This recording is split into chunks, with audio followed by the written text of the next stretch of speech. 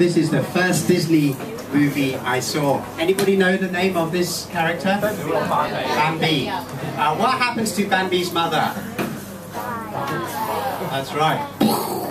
She dies in the movie, and I was very upset. I said to my mother, "This movie is too violent for children. You must not take me to violent movies."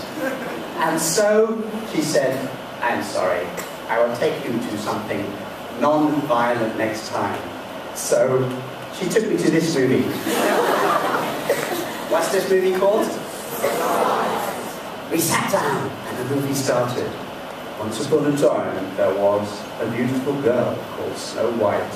She had black hair, rosy cheeks and white skin. She had a loving mother and father. But then her mother died. I said to my mother, "The mother died again. Do not take me to any movies where the mother dies." She took me to this movie, and I watched this movie, and all the way through I said, "There's something missing. There's the kid, there's the dad, where is Mom?" So then she took me to this movie, Cinderella. Once upon a time there was a beautiful girl called Cinderella. She had a loving mother and father. But then the mother died. Now by this stage I began to realize Walt Disney, he hates his mother. He only makes movies so he can kill his mother again and again. So I refused to go to any more movies. Until one day, my mother said, "Here's a movie you will like. This movie is about a kid just like you. He's small, he's brown, he's always angry." So I went to see this movie, and it starts off with this kid wandering through the jungle. At the end of the movie, we discover what happened to his mommy and daddy. They were eaten alive by a tiger called Shere Khan. So I said, "That's it. I am never going to see a movie again. Sorry, bye-bye." For many years, I refused to see any movies until this one came along. What's this movie called? What's this girl called? Belle. What does Belle's mother look like? Answer, you don't know. Because she's dead. Next was this one. What's this girl's name? Ariel. What does Ariel's mother look like? You don't know because she's dead. Next, we had the Hunchback of Notre Dame. This begins with a woman giving birth to Quasimodo. And as soon as she gives birth, she dies. Here we have the girl from Aladdin. What's her name? What does Jasmine's mother look like? You don't know because she's dead. The next movie was one of my favorites, Tarzan. Now Tarzan starts off with a baby crying in this house here because Mummy and Daddy have been eaten alive. And by this stage, of course, I was an adult. And I was getting smart. And I was already writing children's books. And I realized something. How many of these stories did Walt Disney write? Anybody want to guess? 90%? Any other guesses? 0. Correct. Walt Disney never wrote any stories. All these stories are ancient stories from America, from Europe. One of these is from China. Did you know that? Yeah. You know, I was a children's book writer by then, and I was studying children's book writing, and there was one fairy tale that always baffled me, and that was the story of Cinderella. Because in most fairy tales come from Europe. They come from France, from Germany, from that part of the world. But they always have the same story. The girl wins the boy because she is beautiful or clever, or beautiful and clever. There is no European story where the girl wins the boy because of the size of any body part. Now, my elbow is 30 centimeter, you must marry me.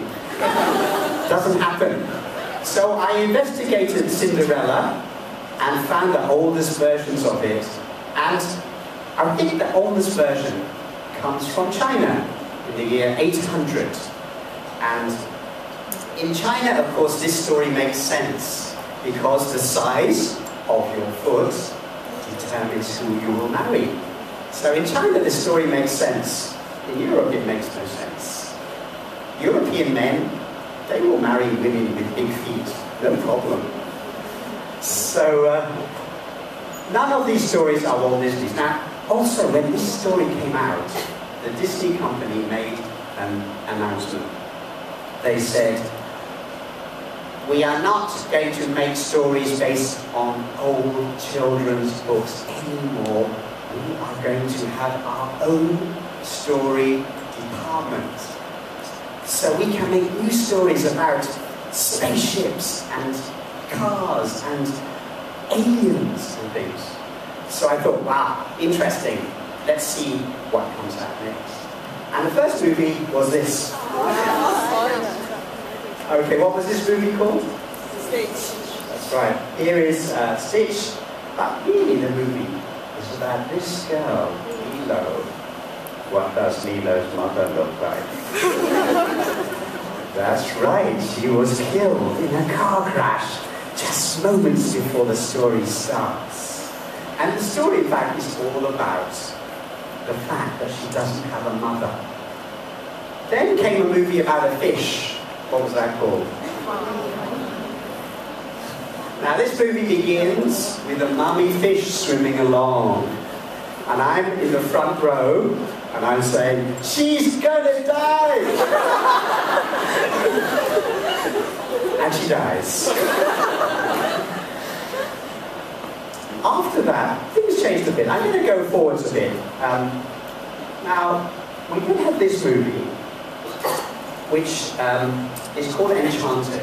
And you can see, this is a lovely movie, and you can see the prince and the princess. Now this looks like an old European fairy tale. And in every story like this, the ending is the same. The prince marries the princess. Is that what happens in this movie? No. This movie is not about the prince and the princess at all. If we look in the background, we can see the movie is really about something else.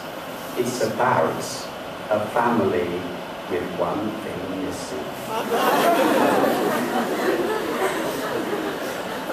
Where's Mommy? Where's Mommy? Okay, now we come up to date. The biggest Walt Disney star at the moment is a young woman called, what's her name? Miley Cyrus, correct. And here's Miley with her auntie and her brother. Now this is different from all the other stories because this is a true story. In real life, Miley is a pop singer and her dad is a country singer. In the TV and the movie story, it's the same. She's a pop singer, her dad is a country singer. And she tries to live like a normal teenager, but she has this other career. There's one difference between the TV story and the real life. And you can tell me what it is, even if you never saw this movie. What is it? That's right. In the fictional version, no mom. In real life, Miley has a mom. So, here's my question. Why does Mommy have to teacher.